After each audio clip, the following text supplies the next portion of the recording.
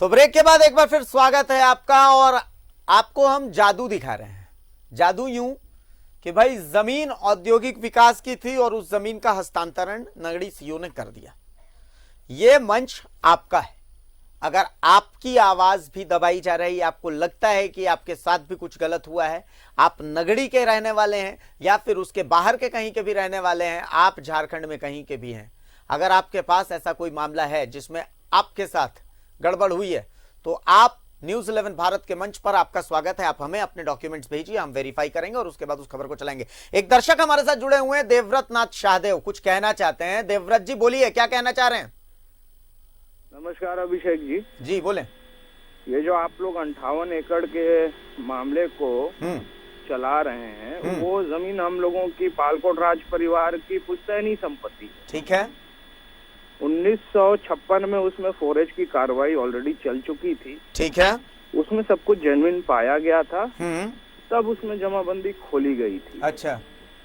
और हम लोग इसमें 2003 से केस लड़ रहे थे। ठीक है। इस पे हाई कोर्ट के हमारे पास 4 ऑर्डर्स हैं। एलपीए अभी जो पेंडिंग है उसको मिला के 5 ऑर्डर्स होंगे। ठीक है। जो रसीद काटी गई है कंटेम्प्ट केस नंबर 91 ऑफ 2019 के तहत हाई कोर्ट में, वो भी अभी पेंडिंग है। उसके आधार पे ये रसीद काटी गई। ठीक है। और महेश्वर नाथ शाहदेव जो थे, वो जो आखिरी जमींदार थे पालकोट राज परिवार के, बड़ालाल कंदर्पनाथ शाहदेव, उनके चाचा थे। अच्छा। उनको ये जमीन उन्होंने सेटलमेंट किया था। उन्होंने फिर बाकी परिवार में इस जमीन का बंटवारा रजिस्टर्ड डीड से किया था।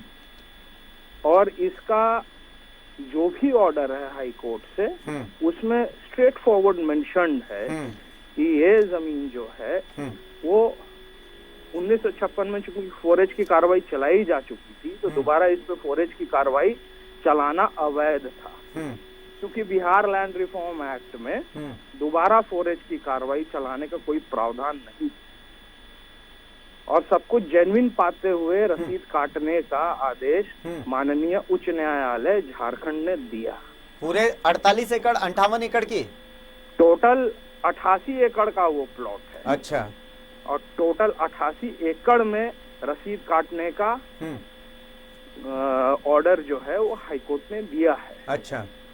इसलिए दिया है, जैसे मैं एग्जाम्पल के तौर पे समझा दूं, मान लीजिए आपने जमीन हमसे खरीदी और सरकार हमारे ही जमाबंदी को अवैध घोषित कर दे, तो जो मैंने हस्तांतरण आपको किया वो जेन्युइन कैसे हो सकता है?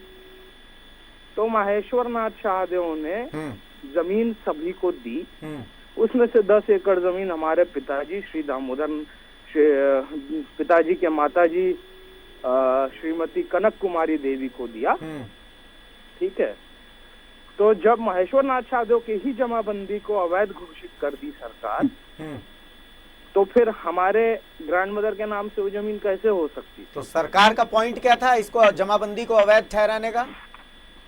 सरकार का पॉइंट ये था कि जो जमाबंदी खुली थी उसमें किसी प्रॉपर अधिकारी का उसमें रिपोर्ट नहीं शामिल।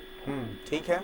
जबकि इसमें 4H की कार्रवाई 1956 में जब जमींदारी वेस्ट की, उसी समय चलाई जा चुकी। तो देवव्रत जी, कोर्ट का जो आदेश आया वो पूरे 88 एकड़ के लिए आया था क्या? हाई कोर्ट का आदेश? जी सर। वो आपके पास मौजूद है?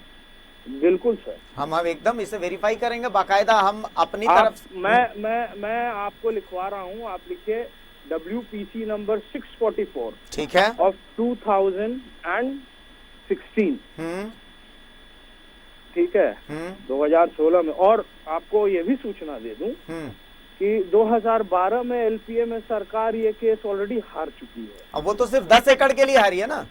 नहीं सर, देखिए, जमाबंदी मदर जमाबंदी के बिना कायम किए हुए आप जो है हस्तांतरण किए हुए जमीन को कैसे आप जमाबंदी कायम कर सकते हैं? कर सकते हैं। ना, आप बोलते जाइए, आप बोलते जाइए, मैं सुन रहा हूँ, आप बोलते जाइए। हाँ, मैं कह रहा हूँ, जैसे आपने जमीन हमसे खरीदा, हमें हमने जो जमीन आपको बेचा, सरकार ने उसी को अवैध घोषित कर दिया। तो आप किसके लिए लड़िएगा? आप अपने लिए लड़िएगा ना। तो आप अपने लिए जब लड़ रहे हैं तो साइमल्टेनियसली तो आप हमारे लिए भी लड़ लिए ना। हुजूर, मेरे पास जो जानकारी है, मेरी जो जानकारी कहती है वो कहती है कि प्लॉट संख्या 492 496 की गलत जमाबंदी हुई है, और ये जमाबंदी जो लाल माहेश्वरी नाथ शाहदेव के नाम से जो हुई है, ठीक है, 1984 से 2021 तक की रसीद मैडम ने काटी है।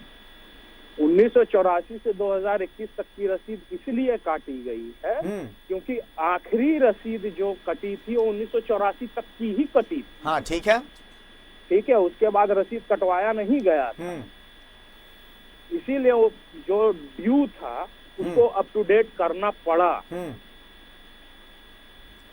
चलिए, आप हमारे साथ बने रहिए। आकाश हमारे साथ जुड़े हुए हैं क्या? आकाश, आवाज जा रही है क्या आकाश तक?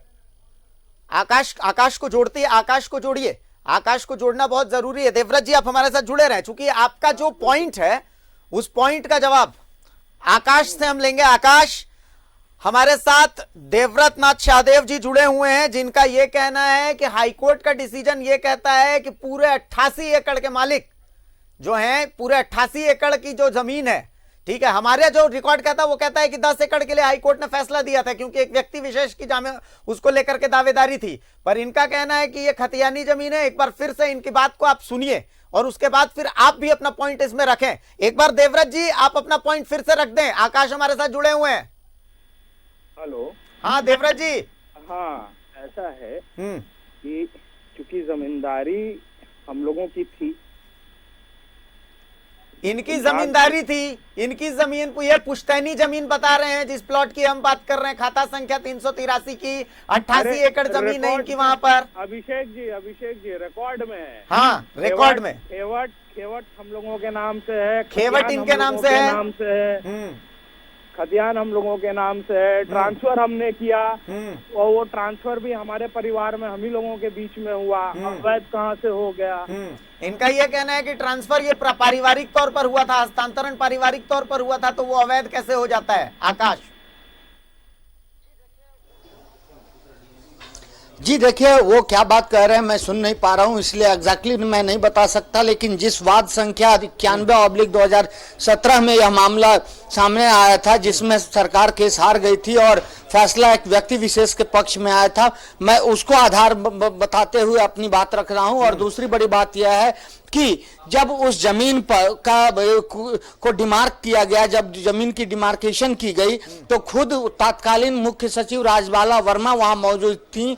उन्होंने खुद से खड़े होकर के वहां पर बोर्ड लगवाया, जो कि आज भी मौजूद है। हालांकि यह बोर्ड झाड़ियों में छुप सा गया है, सामान्य तौर पर लोगों की निगाहें इस पर नहीं पड़ती। और 120 एकड़ जमीन, रकबा इत्यादि सारा कुछ मेंशन किया हुआ है। तो सरकार ने बगैर किसी आधार के इनके घर में घुस करके यदि इनकी जमीन ले ली हो, जबरदस्ती इनके साथ सरकारी स्तर पर की गई हो, तो इन्हें इसे लेकर के बाकायदा कोर्ट में जाना चाहिए, न्यायालय में जाना चाहिए। यदि ये सही है तो निश्चित तौर पर इन्हें न्याय मिलना चाहिए, क्योंकि हमारी तो इनसे पहचान भी नहीं है, न ही नगरीशियों से हमारी कोई दुश्मनी है। हम लोग तो सिर्फ और सिर्फ उन तथ्यों को, हाँ, हमारा तो मकसद ही आम लोगों को न्याय दिलाने की का प्रयास करना है, अपनी भूमिका निभानी है। तो निश्चित तौर पर यदि इनके साथ ऐसी कोई बात है तो इन्हें तो सबसे पहले सरकार पर क्लेम करना चाहिए कि कैसे सरकार ने इनकी जमीन पर अपना बोर्ड लगा दिया, कैसे डिमार्क कर दिया जमीन को, कैसे 120 एकड़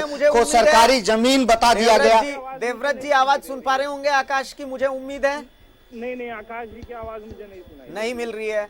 आकाश जी का सीधी सी बात यह कहनी है कि वहां पर जाने के बाद जब आप उस जमीन पर जाते हैं, चूंकि आप कह रहे हैं कि आपकी जमीन है, चलिए हमने 1 मिनट के लिए मान लिया कि आपकी जमीन है, आप वहां पर घूमने फिरने के लिए जाते भी होंगे, तो जब आप वहां पर जाते होंगे तो वहां पर सरकार द्वारा एक छोटा सा बोर्ड लगाया हुआ है कि ये जमीन औद्योगिक विकास के लिए, दर्शकों को हमने दिखाई भी है, बाकायदा रकबा, खाता, प्लॉट सब कुछ उसमें मेंशन किया हुआ है। तो ये तो यही बात हो गई, आपने अब तक न्यायालय की शरण इसे लेकर के क्यों नहीं ली कि सरकार ने जबरदस्ती आपसे आपकी जमीन छीन ली? ऐसा है अभिषेक जी कि जो हस्तांतरण हुआ है ना, उस डीड को आप थोड़ा ध्यान से पढ़ें। जो डीसी साहब ने जो हस्तांतरण किया है उसमें स्पष्ट लिखा हुआ है कि इन जमीनों में से कुछ जमीनों का जो है वो उच्च न्यायालय में केस पेंडिंग है। स्टिल उस जमीन का हस्तांतरण हो गया? हमारी बात तो सुनिए, उसमें लिखा क्या हुआ है। उसमें स्पष्ट लिखा हुआ है कि अगर उच्च न्यायालय में सरकार केस हारती है तो उन जमीनों को हस्तांतरित नहीं माना जाएगा।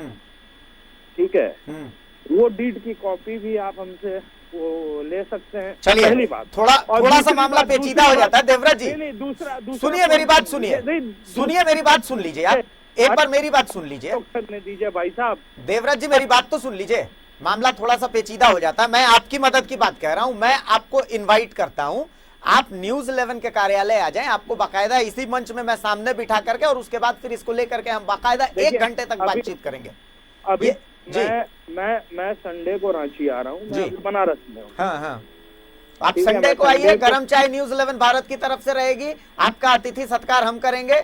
आप आइए, सामने के मंच पर हम बैठाएंगे। न्यूज 11 भारत आपका चैनल है, आप झारखंड के आम आदमी हैं। आम आदमी की आवाज ऊपर तक पहुंचनी जरूरी है। गलती किसी के साथ भी हो सकती है। जी बिल्कुल। चलिए, बहुत शुक्रिया देवव्रत जी आपका कि आप हमारे साथ जुड़े। अनूप जी आपका भी बहुत शुक्रिया, आकाश आपका भी बहुत शुक्रिया, अन्नी आपका भी बहुत शुक्रिया और मनीष आपका भी बहुत शुक्रिया। हम झारखंड की आवाज हैं और मैं ये ताल ठोक करके कहता हूं कि हम झारखंड की आवाज हैं।